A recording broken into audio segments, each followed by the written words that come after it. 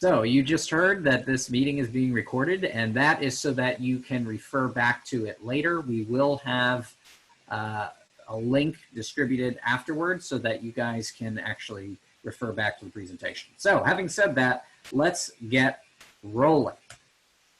So we're going to talk first about core principles. Number one, your choices behind the handlebars make a difference in how drivers and other roadway users behave around you. And what we like to say is that bicyclists fare best when they act and are treated as drivers of vehicles. So if you act predictably in a manner that other roadway users expect, you will do well. If you're signaling and showing drivers exactly where you're going, just like a car would, you're going to be creating a much safer environment for you and other cyclists. And in fact, bicycles are equal to cars in the eyes of the law. You're subject to the same rules, rights, and responsibilities as a driver would be. And that's both in the New York State vehicle and traffic law, as well as the rules of the city of New York. Now, another principle that we want to talk about is the cycle of better biking, as we call it. And if you exhibit healthy biking behaviors that keep you safe, just get my pen out here so I can help articulate things, that leads to fewer crashes. And the less crashes we see on the street, the less fear we see. The less fear we see, the more cyclists we see out on the street. And the more cyclists that we see out on the street, the less that, anti-bike folks have to throw at bicycle infrastructure projects or cyclists. The more that people support biking, the more that our elected leaders pay attention. And in the end, this creates better bike behavior because we have more infrastructure, more support, and more normalized biking. And then that in turn feeds into fewer crashes. And you can see the wheel goes round and round and round. Our focus tonight is looking at bike behavior and what we can do as individual cyclists to get into this cycle. So let's talk about layers of safety. So these are the layers we're going to talk about here: controlling your bike, following traffic rules, being visible, predictable, and communicating, avoiding hazards, and reducing injuries overall. So first things first, controlling your bike. Make sure that you are familiar with your bike. Learn how to make turns, subtle turns, big turns, etc. Make sure that you are alert. Distraction is a problem regardless of mode, whether you're a pedestrian, whether you're a biker, whether you're a driver. Pay attention to what's going on around you. And one of the biggest distractions are headphones. So according to the law, you are legally allowed to have one earbud in while you are operating a bicycle.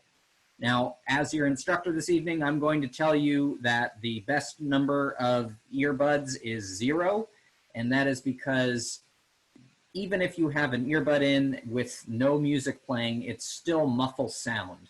And I can tell you firsthand that a bus sounds different from a truck, sounds different from a car, sounds different from another cyclist or any other roadway user. And if you're muffling your sound, or worse yet, distracting yourself with music or a podcast or something, you're not going to be able to distinguish those different sounds or necessarily even hear them coming. And the worst thing is when you're going along and suddenly a giant tractor trailer truck just sort of hits a pothole next to you because you didn't hear it coming. And then lastly, we're going to talk about a lot of different traffic skills tonight. Use them obviously on the street, but also even on bike paths. It's really important that we practice these same skills. Just because there's no cars on a bike path, it doesn't mean there's not traffic. And when there's traffic, we need to exhibit behaviors that keep us safe as well as other people in the roadway. So, layer number 2, follow the traffic rules. And, first and foremost, stop at red lights and stop signs. It's the law. You have to do this anyway. So just do it. It makes you more predictable. Yield to traffic when you're crossing or entering a roadway. Again, these are just common sense traffic rules that you would think apply to drivers, but they also apply to cyclists. Ride in the same direction of traffic, never ride against it. We call this salmoning. If a traffic lane is going in one direction, so are you. At night, bicyclists are required to have a white light in the front of their bike and a red light in the rear of the bike. And that's generally from dusk to dawn. You know, this changes, especially this time of year. When in doubt, put a light on, turn it on. And then do not ride on the sidewalk. It is actually illegal. You can get a ticket for it. Kids under the age of 12 are allowed to ride on the sidewalk, but adults are not, nor should they. So layer number 3, ride visibly, predictably, and communicate with other roadway users. So what does this mean? Visibly means riding at least 4 feet away from parked cars. This is to avoid the door zone, which you can see illustrated here. You see an opening door. This 4-foot buffer here gives you plenty of space to avoid any sort of dooring. Use hand signals to indicate turns and lane changes. These are appropriate hand signals. So this and this is a left turn. Both this and this indicate a right turn, and this downward 90-degree sign is a stopping signal. Choose the appropriate lane at intersection. So if you need to make a left turn and there's multiple lanes, you can scan, signal, and move into the turning lane. And then control the lane when you need to. If you need to take the lane, there are appropriate times to do that, and we'll talk about it shortly. So hazard avoidance, yet another layer of safety. Make sure that you are being vigilant, don't get distracted. What you can do, you know, this is a lot easier to demonstrate in person, but if you're coming up on a hazard and you can't avoid it, there is an emergency stopping procedure. You can see that illustrated right here, where you pull your brakes, but you position your weight. This is the bike seat right here. You position your weight towards the back of the bike behind the seat. And what that does is it changes the center of gravity on the bike so that you don't end up getting catapulted when you squeeze hard on your brakes. In addition, with this graphic right here, you can see if there's an obstruction in the roadway, just avoid it like this. We call this a rock dodge technique.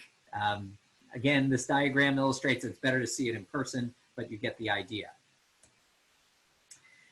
So passive protection for injury prevention and reduction. So in addition to your behavior, there are many different pieces of gear out there that can help protect you in the event of a crash. So helmets are key.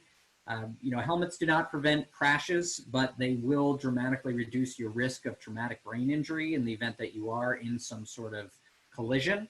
So just wear them. Eye protection, I actually wear eye protection year round just because it keeps my eyes from drying out. But, you know, sometimes there's dust that flies up, you know, certainly in the rain, you want to keep your eyes covered.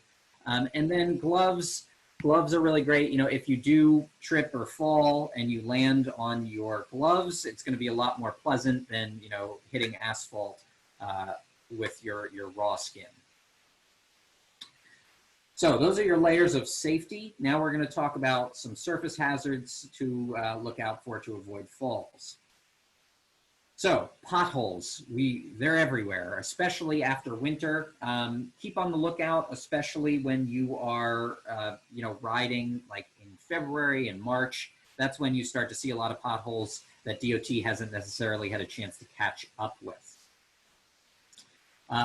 Puddles, I know it's fun when we're kids to ride through puddles, but it's actually really dangerous on the roadway because puddles can hide holes and or obstacles. And also remember that water can magnify, so it distorts conditions that are underneath that puddle. Even if you can see, you know, there's no pothole, that doesn't necessarily mean that you're seeing the full picture.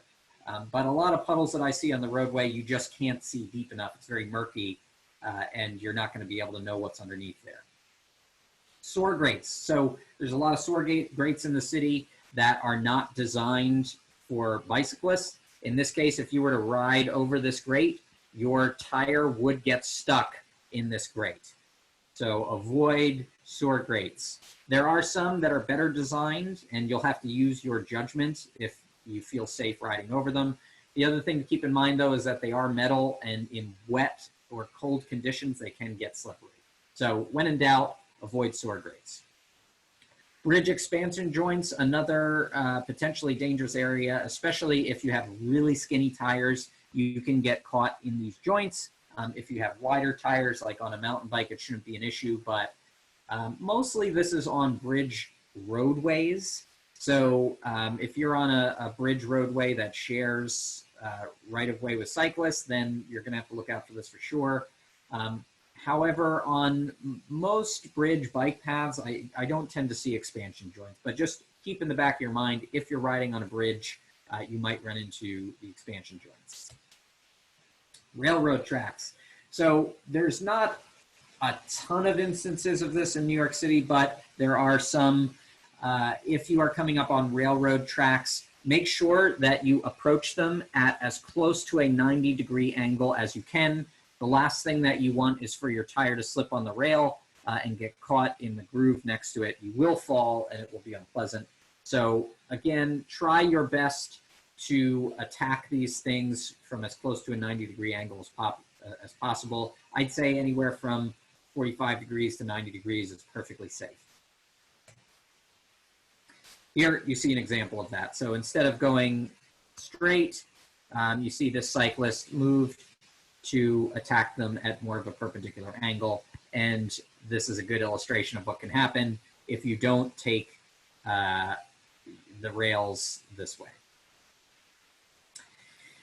So all over New York City, you'll see these giant metal plates. These cover up utility work, especially when the utility operator needs consistent access. So this prevents them from having to rip up pavement all the time. These metal surfaces get very slick when they are wet. So you cross them with caution. You shouldn't have a problem crossing them, but avoid braking. So if you're coming up on one of these, just ride straight over it. Don't stop. If you're nervous, just slow down as you approach them and then go over them. So wet leaves are another challenge, especially now in the fall. So it's best to avoid them. If you can't, do your best to ride slowly, and make sure that you are looking for whatever path of least resistance you can to avoid as many leaves as possible. Similarly, bridge walkways and bikeways tend to freeze faster because they have air running underneath them. So you need to be really careful on bridges before they're plowed. Even after they're plowed, residual moisture can freeze again. So on your way down a bridge approach, just be cautious, control your speed on the descents.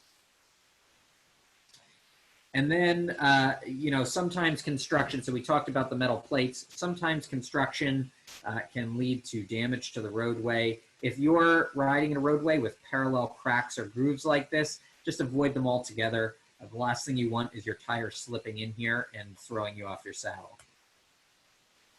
So there are some loose gravel surfaces in New York City that you can take, and these are perfectly fine to ride on, but the narrower your tires, the less traction you have, and the more rocky, the less sort of bite your bike can take on the roadway. So just be careful if you're going off-road. Make sure you're doing it with the right kind of bike. And then lastly, I said earlier on trails, just because there's no cars, it doesn't mean there's not traffic. There are unpredictable elements, from other pedestrians to dogs and kids. There's a lot of unpredictable factors. So use caution. Keep an eye out. If I come up on kids who are learning to ride and a little wobbly, I give them plenty of room as I'm passing. Same with dogs. You know, sometimes dogs get really excited when they see a bike, and they might just sort of jump out toward you. So that does not happen particularly often, but it's just something to be aware of as you're going down a greenway. So we are making good headway here. So now we're going to talk about specific traffic principles. So I want to repeat that bicyclists fare best when they act and are treated as vehicles, and bicyclists are subject to the same rules, rights, and responsibilities as drivers. So obey all laws. When in doubt, just do what you think the law, like what's the common sense in terms of law. So in this instance, stopping at red lights, stopping at stop signs. If you're not sure if it applies to you, I'm telling you it does. Go with the common sense and obey the traffic rules. So another traffic principle, first come, first serve. So it's really important. Let me just minimize this. I've got an issue on my screen here. Sorry. So first come, first serve means that people in moving traffic have the right to the space they are currently occupying, and to the space they're about to move into immediately. So other people wanting to move into that space must wait or yield until it is no longer occupied. So in this instance, right, this car is already in the intersection, hopefully signaling, and is making a turning movement. Now this bicyclist hasn't quite reached the intersection yet. So this car has the right of way, and presumably this is a four-way stop, in which case this car would have the right of way anyway. So again, when shifting into a lane like this, oncoming cars in that lane have the right of way. So you need to look first, make sure there's plenty of room and there's no oncoming cars in your path, make your signal, and then make your transition. But again, this car here goes first because they are controlling the space. They have right of way. So in this situation, the cyclist should yield because this driver is occupying the roadway space. So this cyclist first needs to look, wait for this vehicle to pass, signal, and then move over into the lane.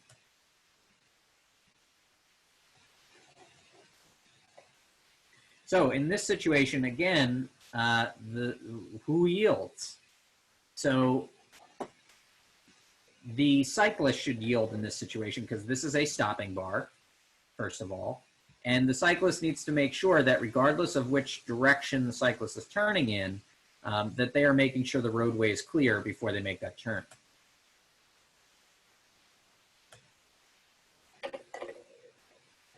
Sorry, I'm having a little bit of technical difficulty here.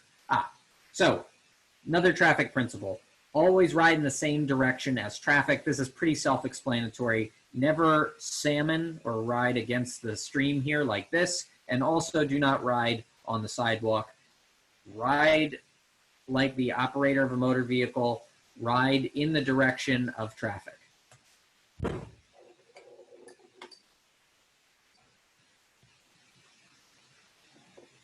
Here you go again. This is a one-way street. It does have a bike lane on it, but bike lanes also, unless otherwise indicated, are always one way in the same direction as the whole of the roadway.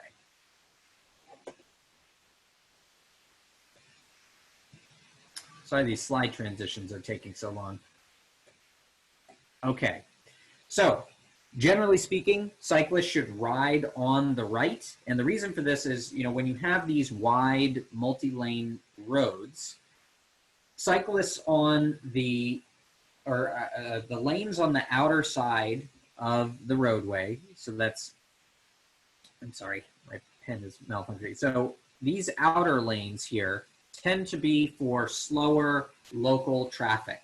So it's much friendlier for cyclists to ride in that roadway, whereas drivers that are in the center lanes are probably going a farther distance. So ride on the right side, ride towards the edge if there is no bike lane and plenty of width.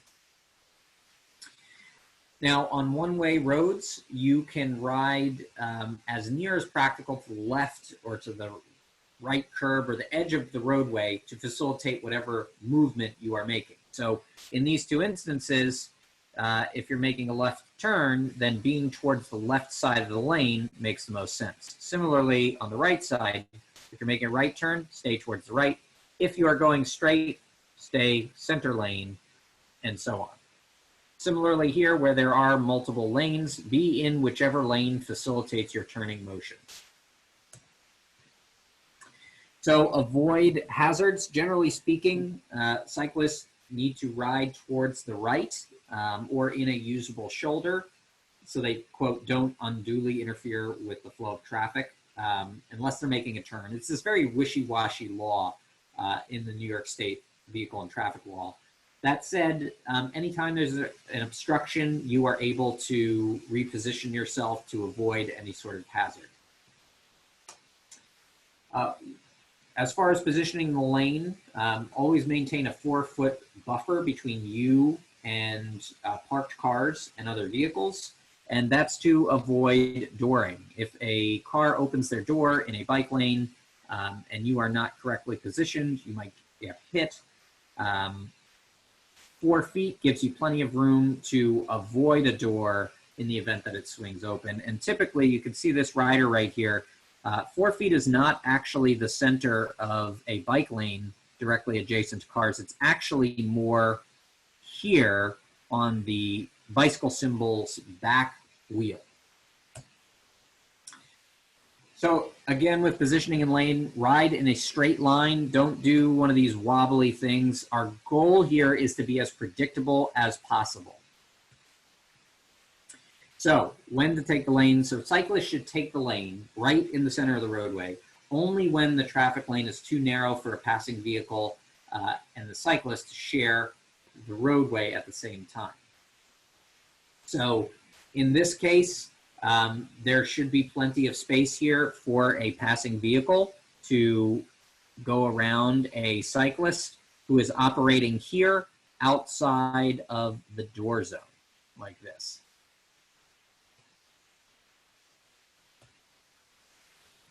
So here is another instance where you should take a lane. The last instance was not an instance to take the lane. This is an instance to take the lane. There is not enough space for you to have that 4-foot buffer between this van and these parked cars. So either you would go around or you would ride directly behind this van. So typically speaking, you want to make sure that you're maintaining that 4-foot distance between parked cars, but also you want to have a 4-foot buffer between you and moving vehicles as well. So lane choice in intersections, you want to choose the rightmost lane that leads to your intended destination. So in this case, if you're going straight, you're going to stay in this right lane. However, you're going to scan, signal, and move into this turning lane if you're making a turn. So one thing to keep in mind, in New York City, we have our protected bike lanes here, which are great for the most part because they provide a physical separation between you and moving traffic. However, they do have a little bit of a tricky interaction with turning vehicles in some locations right here. So while you're biking on the bike lane, make sure you are scanning. Technically speaking, you do have the right of way here because cars are supposed to yield. But just to be extra sure, make sure that you take a look behind you. Make sure that there's no cars that are immediately pulling into the turning lane. Be kind of assertive and move into this space, and then continue through this to the other side of the bike lane up here. So another traffic principle in terms of lane choice intersection, you want to avoid passing vehicles at intersections. If somebody's making a turn, let them go, yield, right? Just because you are in the bike lane, it doesn't mean that you always have the right of way. This vehicle, if the vehicle is actively making a turn ahead of you, they still, you should yield to them and let them finish their turn. Also, they might not necessarily be able to see you. So always, first of all, always scan behind you to see what's happening, and then yield if somebody ahead of you is in the process of making a turn.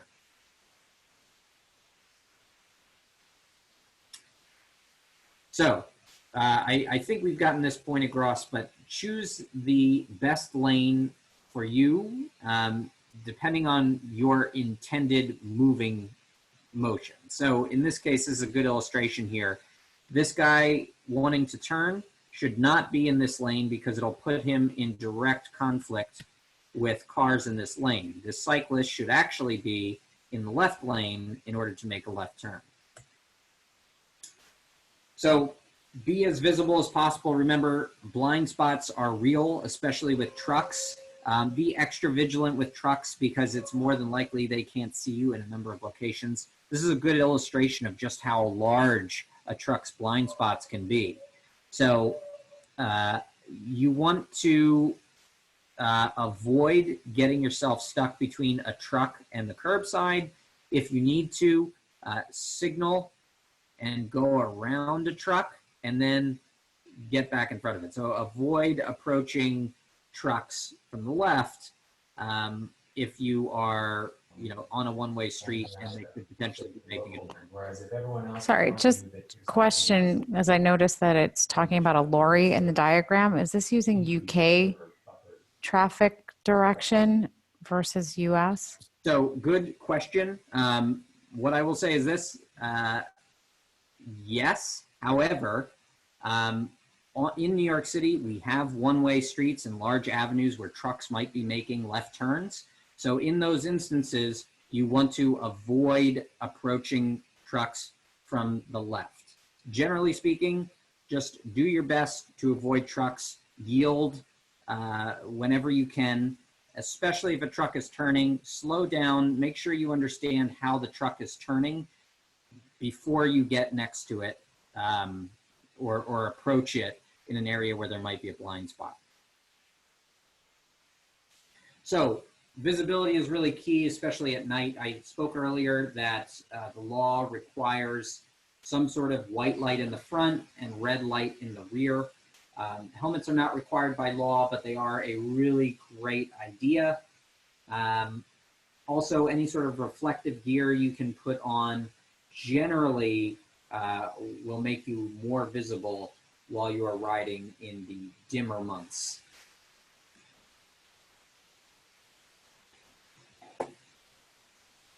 Okay, so next, be predictable. So signal your lane changes and turns. Again, these are the signals. We talked about them earlier. Left turn, stop, right turn. And that is the class. So we went through a lot of information this evening, and I imagine you all have a lot of questions. So by all means, feel free to unmute yourselves. Just before you do that, there are a number of other classes you can take. So there's a bike maintenance class. If you're serious about getting on the road, you're going to put a lot more wear and tear on your bike, and it's good to know some basic repair techniques.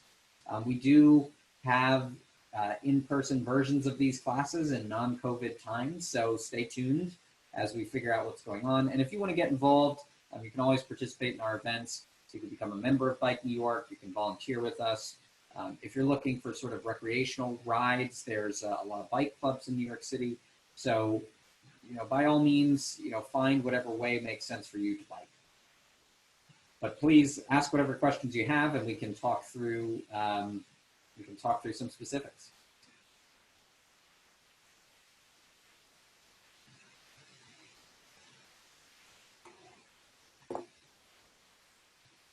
Any questions? So yeah, I have a question. Oh, sorry. Go ahead. Okay.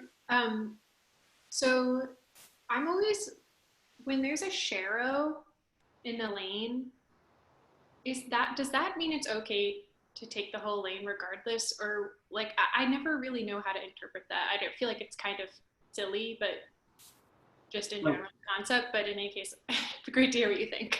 Sure, it's not silly at all. In fact, it's very confusing because generally sharrows are on, they're offset from the center lane, as you said, and they sort of encourage cyclists to bike over the sharrow rather than in the center lane. Now, typically sharrows are placed on narrower roadways, which means that it's more than likely that there's not going to be enough width for you to have your 4-foot buffer from the parked cars and adequate passing distance. So you're going to have to use your judgment in some cases. Generally speaking, when I see a sharrow, I ride in the center lane, if that helps you. But yeah, it's a little bit misleading because of where they are placed.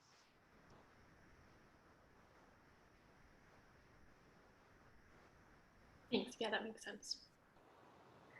I have a question. A lot of the streets in New York are one way, and as you said, there's a pre-designated bike lane, but I noticed it's on the left-hand side. Mm-hmm. If a biker wanted to make a right turn, when does the biker decide to do that?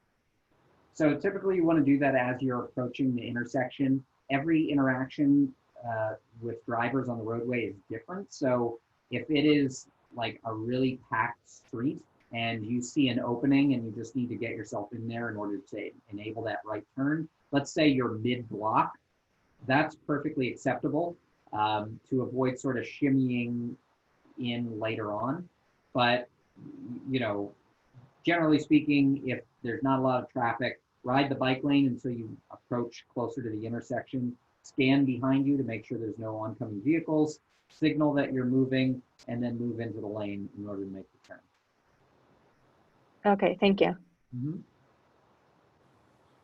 So I've got a question. Looking at the city bike map, for example, there are various ways that, you know, in places that it suggests that you cross town because there's some sort of bike lane available or shared access. I guess my question is one of those options sort of a set aside bike lane versus a shared access versus, you know, the separated ones, like a considerably better choice than others? Like if you can sort of choose where to be going north and south and where to be going east and west. Great question. So it really depends on your level of comfort. Your hardened bike infrastructure, so protected bike lanes, trails, greenways, etc. Those are your most protected, and they will, you know, probably make you feel the most comfortable. I often talk to first-time bike commuters who say, look, you know, I need time to get more comfortable with this. I really only want to ride on, you know, the Hudson River Greenway and whatever protected bike lanes I can. You know, but it's a sliding scale. So bike lanes do offer you protection in the sense that they are visible. They are delineated spaces where cars are not supposed to be, but there is no physical separation. So you do come into interactions with, you know, double parked cars, or, you know, police vehicles, FedEx trucks, etc. Those are sort of the middle of the road in terms of protection.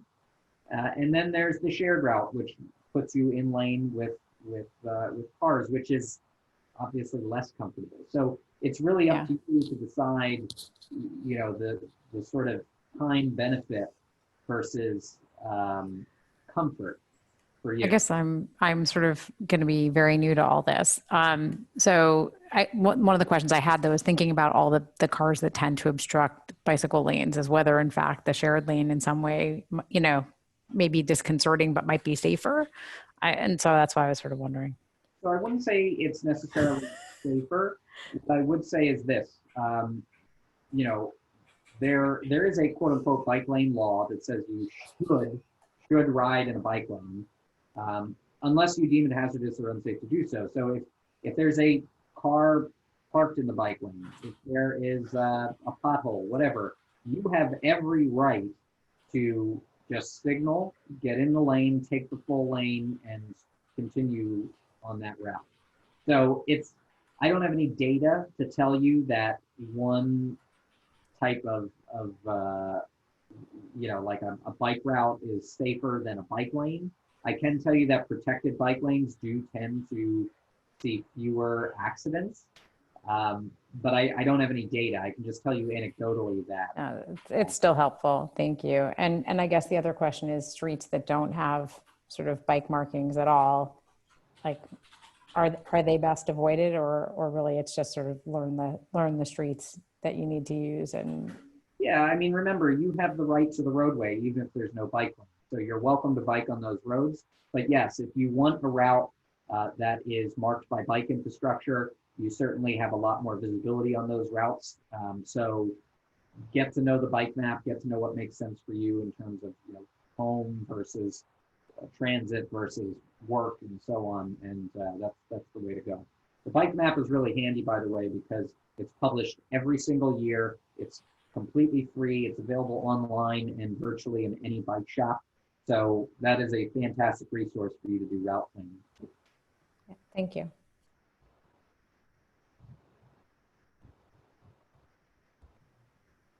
Other questions?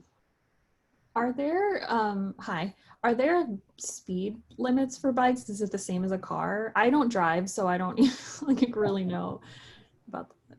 Great question. The answer is generally no. There are speed restrictions on some bridge bike paths, but there's really no way to police or enforce them. I mean, so generally speaking, you're not going to go higher than 20 miles per hour on any bike.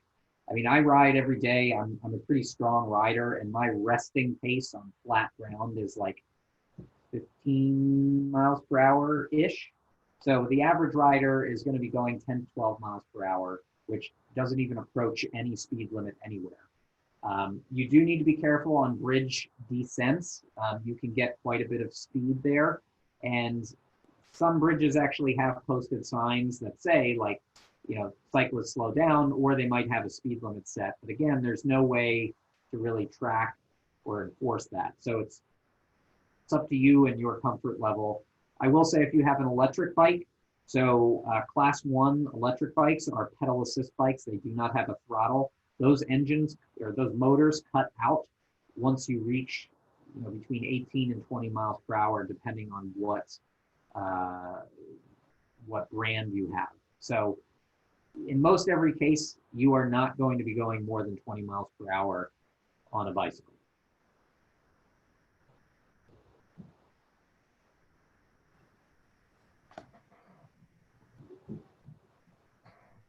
Other questions? I guess I have one uptown specific question, which is any recommendations for the Broadway Bridge? Is that just best to walk across that given the roadway? Yeah, you're talking about from Inwood up to the Bronx. In the Bronx, right? Yes. Okay, so I ride that bridge all the time, and I feel you. The roadway on that bridge is not desirable because it's that really sharp grading. There is a bicycle and pedestrian walkway on either side. Safest thing to do is walk it across. However, if you're courteous, you can ride across. If somebody's crossing, just ring your bell, say, hey, on your left, stay slow, and get to the other side. That's the best thing to do, because that grate really is not good for your tires. And in any instance where there is a bridge roadway and the bridge also has a crosswalk, you generally should be taking the walkway, not the bridge roadway. That's not a hard and fast rule, but it's safer for you and it's generally accepted practice. That's great. Thanks. Yeah.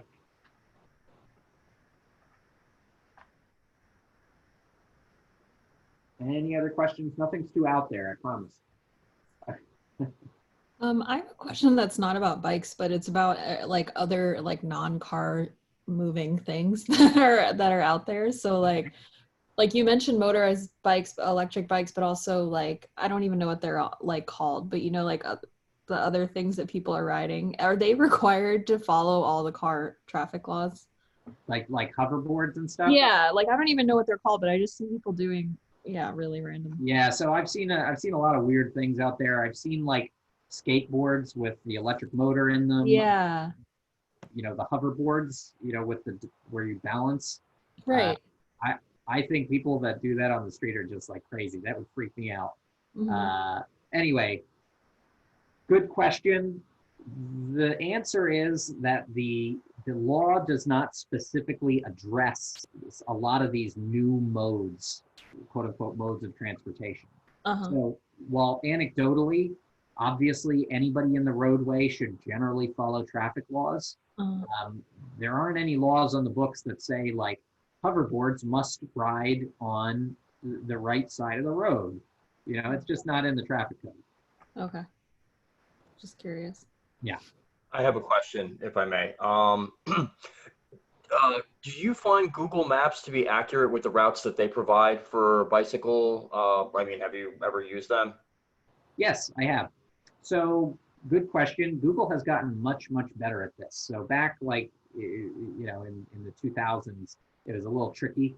And at the end of the day, the best thing to do is to experiment. So Google's a great place to start. Generally speaking, it will put you on the most protected routes that it can to get you from point A to point B. That said, as you start following it, you might find a more efficient route. So maybe it puts you on like a little bit out of your way to go on a street that has a bike lane, whereas if you just cut across this street here that doesn't have a bike lane, it's going to save you a couple minutes.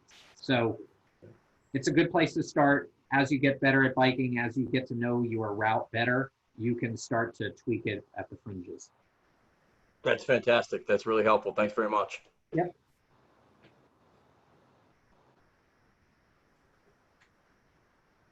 Any other questions?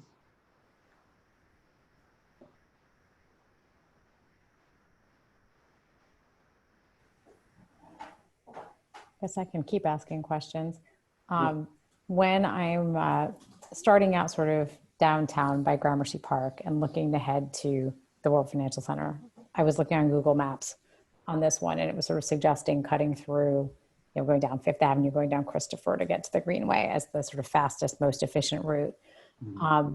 But being in the middle kind of feels like instinctively like scarier to me than than somehow getting to a Greenway faster or by crossing fewer avenues. And I wasn't sure if that's just an odd instinct that I have, or if I'd be better if I had the time and the ability to go the distance, like going straight across town, either west to the Greenway there, but sort of just going across in a straight line, or even going to the East River from 3rd Avenue, which is many fewer sort of avenues to cross, but a much longer way around the bottom. Sure. So let me first tell you that there's nothing wrong with your instincts. Everyone's comfort level on a bike is different. So if you are less comfortable on busy roadways, there is no shame and there is nothing wrong with that at all. I will tell you, Fifth Avenue can be pretty tricky in places. So even if you're just going over, say, to 2nd Avenue where there's a protected bike lane, that might make you feel a little bit better if you're going downtown. Alternatively, on the east side, the Greenway is kind of not great because it's not necessarily continuous everywhere. I mean, from Gramercy down. Yeah, I'd be starting on 20th Street. So yeah, so you're fine from there. But when you're coming from other places, it's kind of And also, remember that part of Manhattan juts out, so you're going to end up putting more mileage on than you would have if you, say, went to 2nd Avenue and took a straight route downtown. Right. So again, it's up to you and what you're comfortable with. No, that's sort of helpful anecdotal thought. So I appreciate it. Yep. Yeah, and I guess a similar question. So I've been mostly staying on the Greenway area, and if I wanted a part of Manhattan to kind of practice on being on the streets with cars, are there any specific neighborhoods or paths that you would recommend that are kind of good starting points for that? So I think that's a pretty big question. Manhattan is not a small place, but if you take a look at your map, are you talking about the west side? Which Greenway do you tend to be on? West side, yeah. West side. So a good place to start, I think, if you look at where you can find protected bike lanes. That is really helpful. I would say from the Greenway, if you cut across Chelsea, and there are a couple bike lanes that'll get you from the Greenway to 8th and 9th Avenue. 8th and 9th Avenues have parallel protected bike lanes. So you could very easily take a bike lane cross town, head downtown on 9th Avenue until you get to about 14th Street, and then turn around to get to 8th Avenue, and then take 8th Avenue uptown.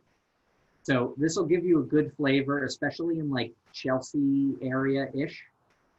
The closer you get to Penn Station, it gets a little bit dicier just because there's a lot more vehicular traffic and things get really screwy around the Port Authority. That said, you know, sticking from 14th Street to say, you know, like 25th, 26th Street is going to be really safe, whether you're going uptown or downtown. Okay, great. That's very helpful. Thank you. Generally speaking though, grab a bike map, check out where the protected bike lanes are. You'll be able to see them. They're indicated in a different color. I forget what color they are nowadays. I think they're purple, but I could be, no, they're green, I think. Anyway, check out the bike map. You're looking for protected bicycle lanes. Those are going to be your most comfortable on-street facilities that you can use outside of the Greenway. Hi, I have a question about indicating direction. Sure. How long are you expected to keep your hand up? So there's no hard and fast rule about how long you need to keep the signal there.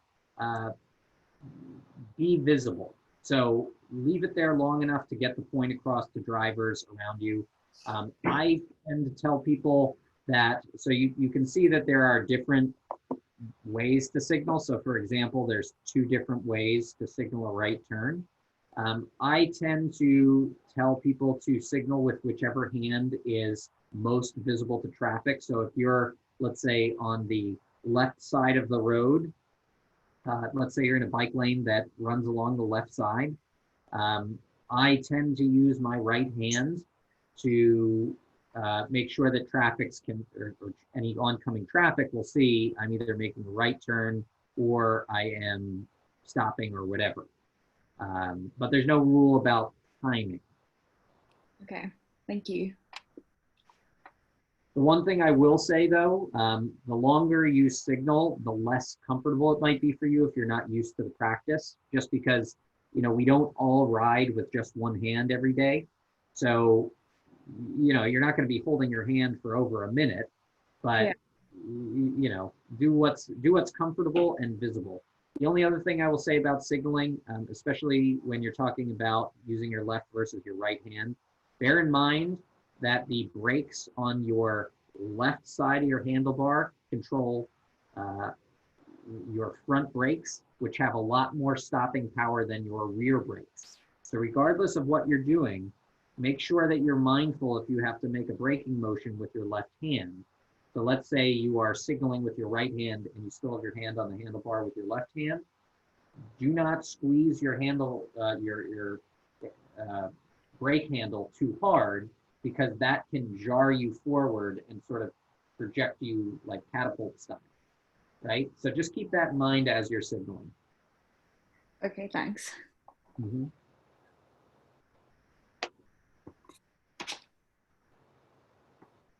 Any other questions? Anything else I can answer?